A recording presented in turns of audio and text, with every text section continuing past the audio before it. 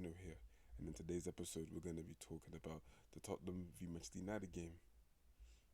Ended 2-2, guys. No one would have seen that at half time, with Manchester United in the lead comfortably, and Tottenham looking like they wanted to repeat their performance against Newcastle. But thankfully, Tottenham showed some fight in the second half, some resolve, you know, some balls, and actually managed to pull themselves back into the game. It looks like now for the first time in a while that they're actually fighting for a manager. Because they were fighting for Conte and then that disappeared, and then they forced Stellini for a sec when he was still the assistant to Conte, and then he became the actual interim, and then they stopped fighting for him. And now under Mason, this game has happened, and the first half looked like it was deja vu, really, like the Newcastle game, just completely wide open defensively and easy to open apart. Sancho's goal was simple. He got the ball, took a touch, curled it into the far corner. It's a great finish, by the way. Man like Sancho, man, obviously he's had a tough time at United and all that kind of stuff, but hopefully he can start to get some things running for himself. Nonetheless, the second goal was even worse in my eyes. Of course, with the first goal, you can question Porro. You can, how far away he was from Sancho. He should have been a bit closer. And you can also blame Porro for the second goal too. But let me not get into that.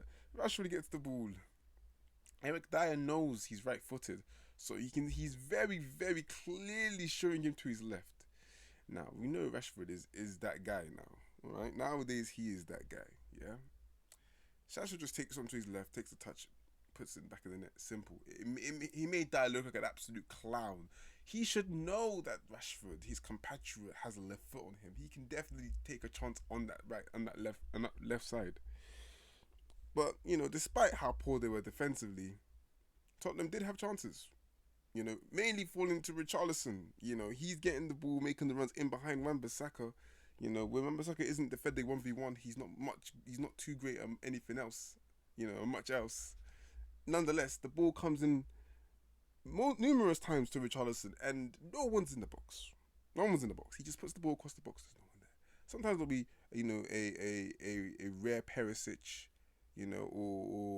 or Porro trying to make a late run, or Son trying to do something, but there was no one in the actual 6-yard box. There's one man that you would expect to be there, and that was Harry Kane. But because of the tactics that Mason put out for the game, where he wanted Kane to be a slightly withdrawn 9.5, 10 player, to play behind Richarlison on the left and Son on the right as more central forwards, he wasn't in the right positions. Kane's the goal scorer for Tottenham, and yet he was being used as a corrective outlet to collect the ball from the limited midfielders in Højbjerg and Skip.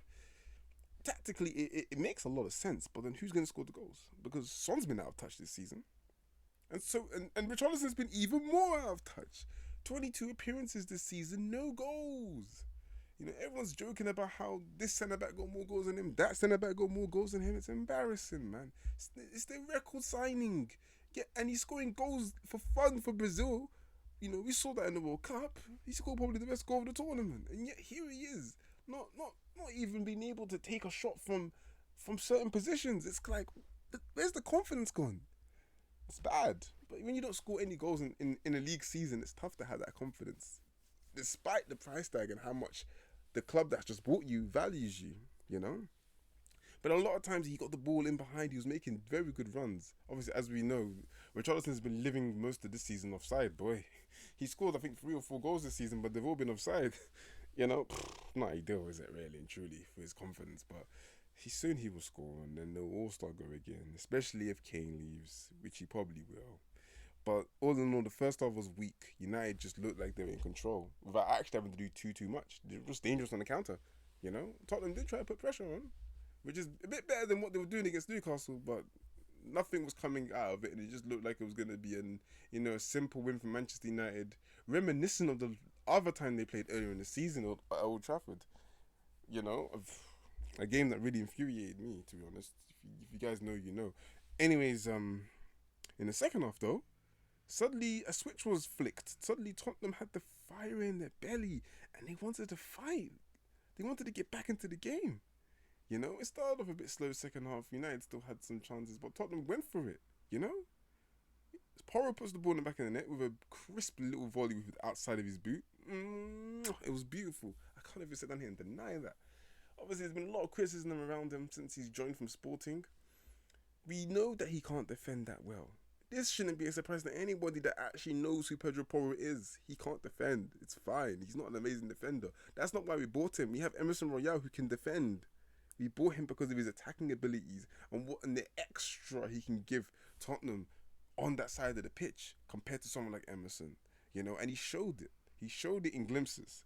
You can tell he's still acclimatizing because the Portuguese league is a few steps down from the Premier League. Let's sit down here and be honest, okay? It's a couple of steps above the Premier League. It's going to take him time to acclimatise, especially he's been playing in a number of different roles under different managers, under slightly different variations of the same system. He's going to take him some time. Next season we'll talk about Pedro Porro. Right now he's still adjusting. Beautiful goal. I don't think Emerson Roy can do that, even though he might pay all the money in the world to try and score a goal like that. He can't, most likely. But he has a nice side foot finish on him. I'll give him that. And then Tottenham kept pushing, kept creating chances. All of this stuff. It was incredible to see. And then Son gets the goal to make it 2-2 after missing another chance earlier. And it's like, wow, Tottenham actually came back. I can't lie, I didn't see that coming. If only they came out against Newcastle as well. Oh, no, let's not talk about the past. But United, it feels like it's deja vu again. The substitutions are costing them. Taking off Wan-Bissaka was a mistake, to be honest. We can't even sit down here and deny that. Putting Fred on was a mistake. Martial didn't do much. The substitutions are not the same level as the starting 11. And if you want to be a team that competes for titles, you need to have consistent level of quality across the 23 players in your squad. That's why Man City are inevitable in England.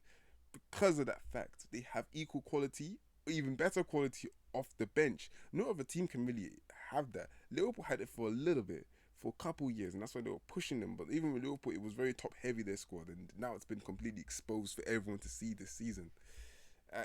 So I think that's the next step for United now. It's about being able to supplement those key players now with players of a similar or same level of quality to be able to produce a consistent level of performance when they make these changes, because many times this season, they've had injuries and had to replace players.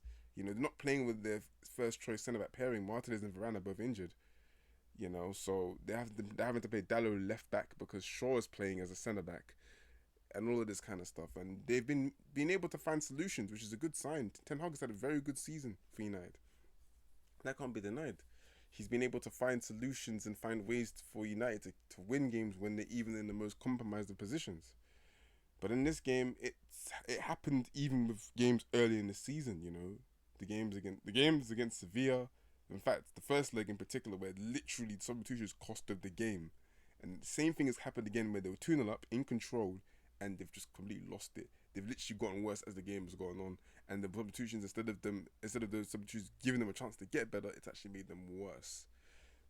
This is what happens to football, unfortunately. But United can build on that, and they can continue to build a stronger squad. After all, the objectives this season have been achieved. It's now about taking a step further from there. And as for Tottenham, well, we should know by now the top 4 hopes are done for them. United, Newcastle are probably going to be the last 2 teams to join Arsenal and City. Liverpool are outside chance, but that's just because they're Liverpool. Realistically, they don't really have that much of a chance. Aston Villa are there for decoration. Bruno Emery's done an amazing job with them, but they're not going to get too much higher than where they are now. And Tottenham, we'll see where they end up. But I think I'm going to end the episode here. Hope you guys enjoyed, and I'll catch you guys in the next episode. Mini Laje.